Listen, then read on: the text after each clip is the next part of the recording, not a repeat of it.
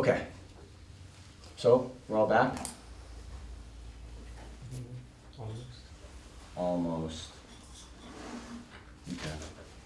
So where we are in the text now, we're showing that our anger is unjustified. So we're on the analysis of the object, meaning the person that's provoking us, our anger is unjustified. Because the object doesn't have self-control, rather is under control of the afflictive emotions. Okay? Now, that is point one. Point two, analysis for either adventitiousness or inherency. What does adventitiousness Okay, mean? yeah, okay. So, like for example, clouds in the sky, okay? Clouds are not inherently part of the sky, right? But like adventitiously, due to some like temporary causes and conditions, then clouds arise in the sky. But it's not intrinsically part of the sky. Do you know what I mean? Okay? I see. So the sky isn't always cloudy, right? And the sky also isn't always clear, right? Maybe the sky is never clear in Delhi, but in any case.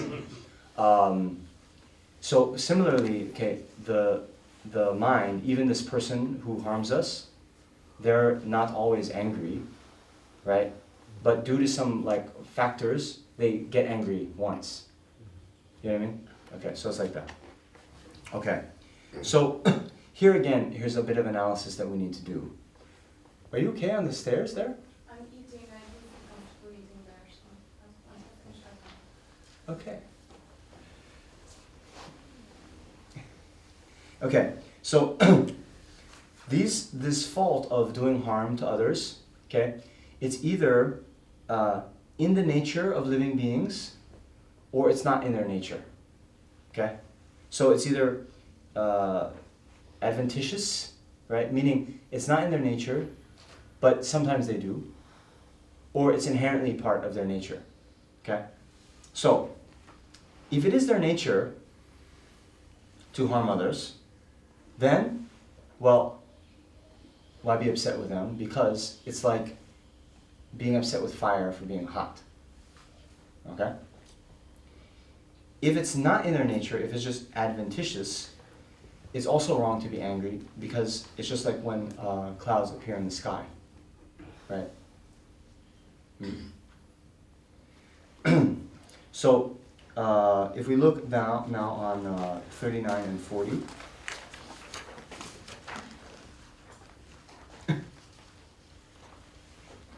if it were the nature of the childish to cause harm to other beings, it would still be incorrect to be angry with them, for this would be like begrudging fire for having the nature to burn.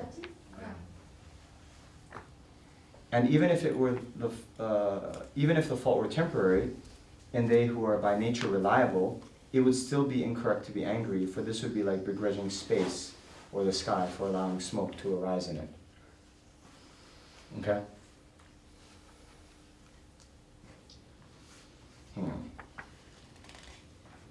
So, it's kind of related to what we were talking before, but you see, the childish, meaning the people whose minds have disturbing emotions, then of course, if they even harm themselves, they're going to harm others, right? Okay. Now, third point, analysis whether the harm is direct or indirect. Okay? So here is just the next stanza. If I become angry with a yielder, although I'm actually harmed by his stick, since he too is secondary, being in turn incited by hatred, I should really be angry with his hatred. Okay? So the analogy is here, right? When someone hits you with a stick, do you get angry at the stick? The stick is the actual thing that harmed you, right? Right? You don't get it, right? Why? Because we think there's the person who wielded the stick was the one in control, so we get angry at that person, right? But he too is just like the stick being used by his afflictive emotions, his or her, I should say, right? And therefore we should really be angry at his hatred. Hmm?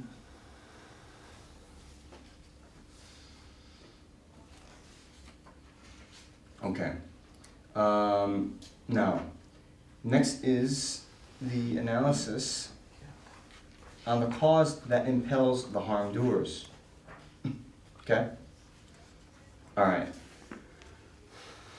So now, 42.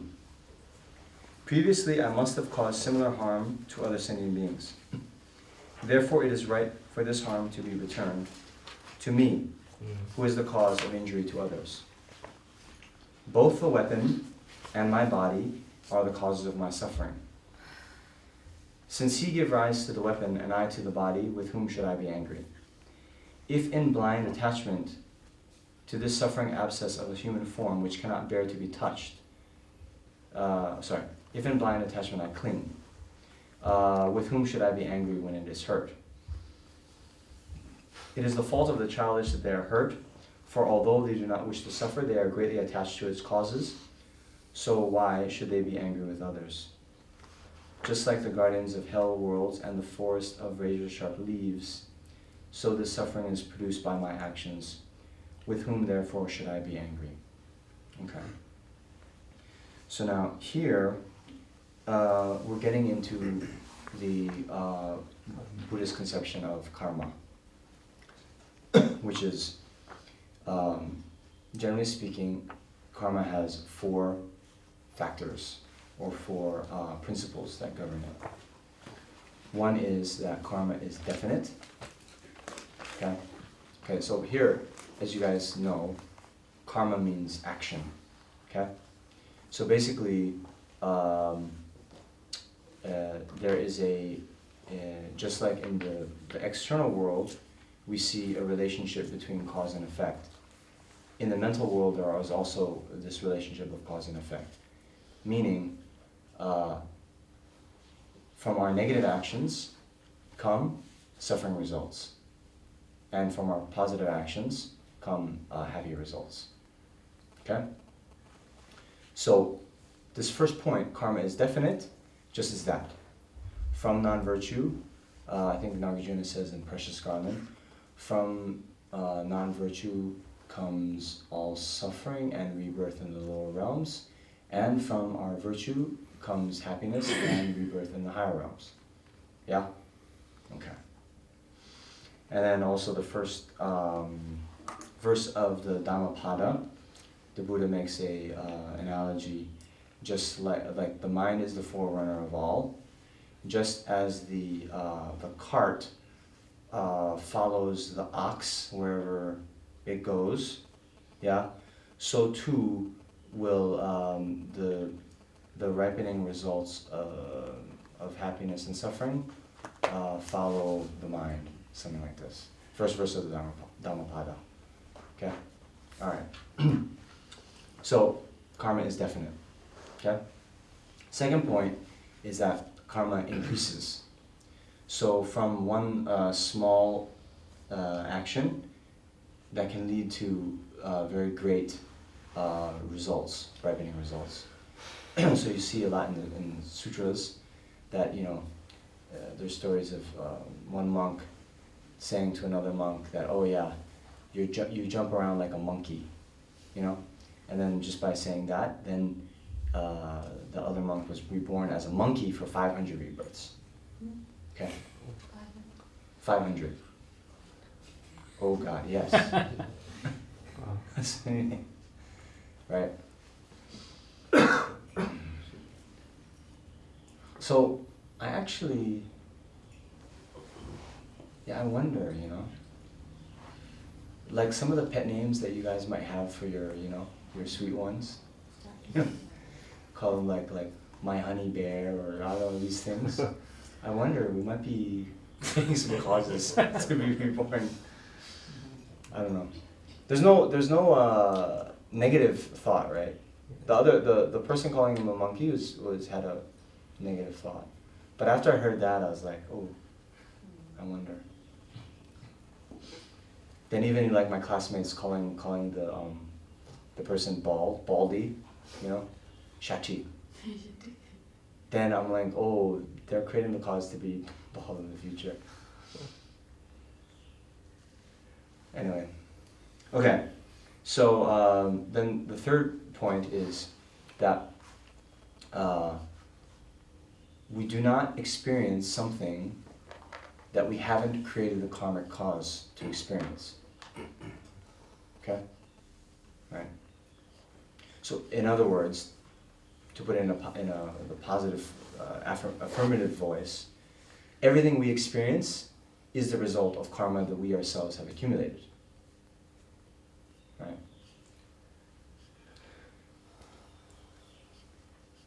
And then the last, karma, once it is accumulated, does not perish on its own. But rather, we will have to experience its effect, when the different conditions come to be. Okay. So here, like for example, we probably all of us have in our mental continuum the karma to be reborn as a Tyrannosaurus Rex. Yes. But here in this world, that species has become extinct. But who knows in the future? Maybe not exactly like Tyrannosaurus Rex, but like some large like carnivorous creature. When that becomes possible again, if we haven't purified that karma, we can be reborn as that type of animal. Okay, so since that's the case, yeah,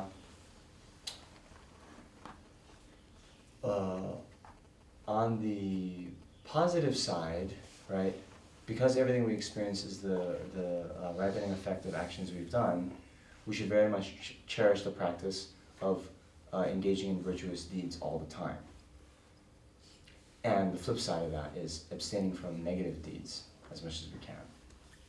But when we experience undesirable events in our lives, then keeping this in mind then also can help us not to get angry at the other person, right? Because on one level, I always like to joke like this, but when it comes to other people experiencing bad things, we are very expert on karma, and we're very easy to say, oh yeah, it's your karma, yeah, oh yeah, you have bad karma, right, like this, right, well, then someone else. But when we get harmed, or we experience something bad, then all of our knowledge of karma goes out the window. And instead we say, yeah, can you believe what that blah, blah, blah, blank, blank, blank told me? Right? So this is something, am I right? Am I right or am I right? Yeah? So we have to keep this in mind and be expert on karma when it's happening to us. And that will help us not to get angry at the other person. Okay? Now, so that's the thing, right? Previously I must have caused a similar harm to others. Yeah. So it is the fault of the childish that they are hurt, for although they do not wish to suffer, they are greatly attached to its causes. Why should they be angry with others? Okay? Now, this kind of question comes up, and we alluded to it earlier. But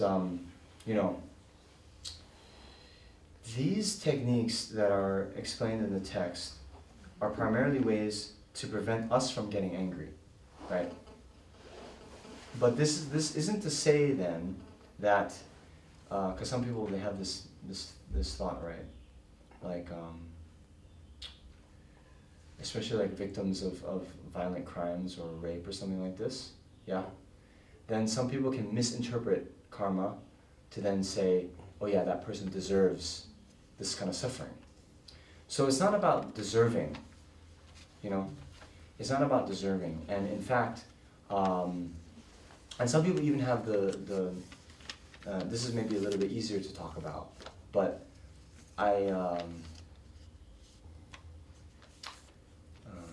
there's this book by Richard Dawkins. You know Richard Dawkins?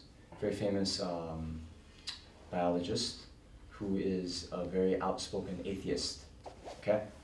And he wrote a book, The God Delusion. And in that, he tells this story of when he was in Thailand, yeah? Then Thailand is a Buddhist country. And then his like hosts, there was some like poor person, and the host said, oh yeah, it's their karma to be poor, I'm not gonna help them. Like this, right? I think even in India, maybe this kind of thing happens, right? It's their karma to be in that backward state.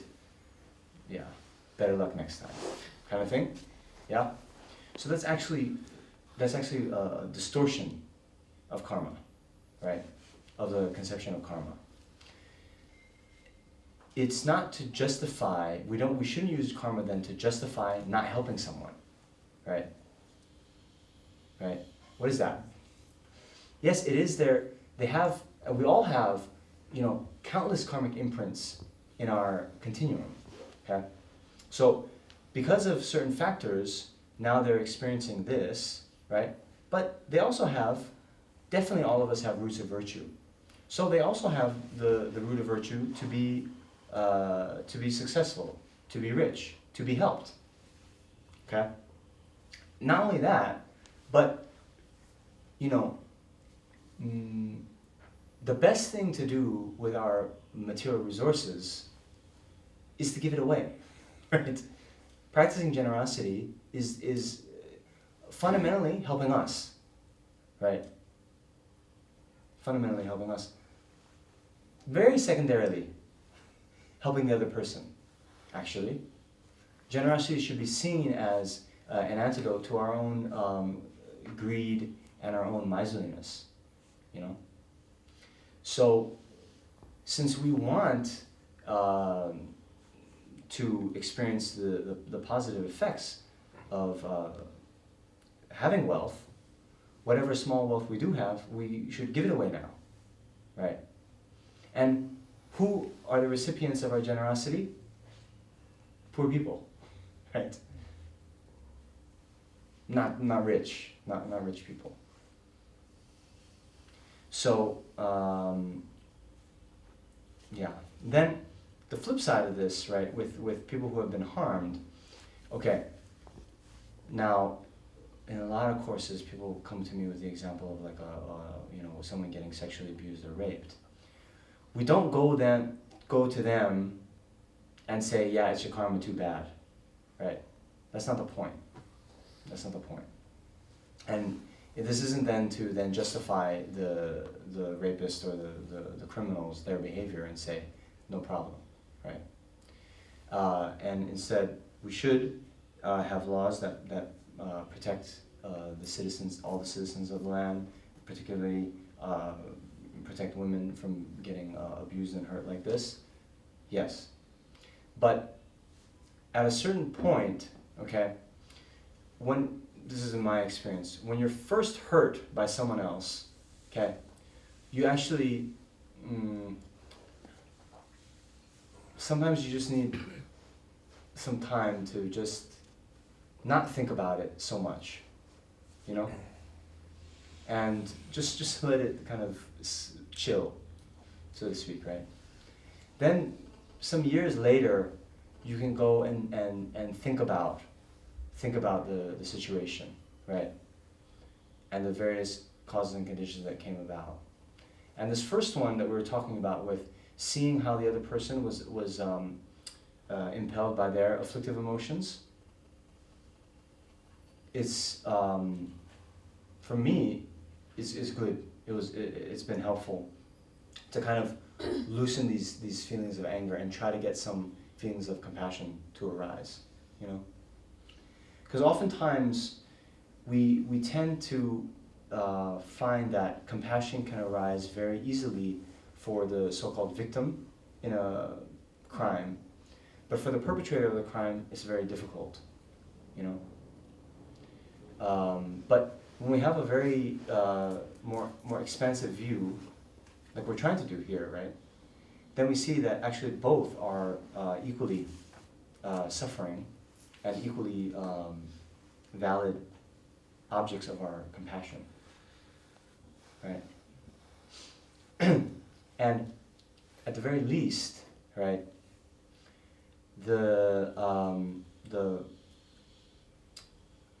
patience, the ability to forgive the people who have harmed us, it actually benefits us more than the other person. You know, remember I said about Jason who punched me, right? Holding on to that anger all those years, I was harming myself. Let go. Yeah. Let go. So letting go.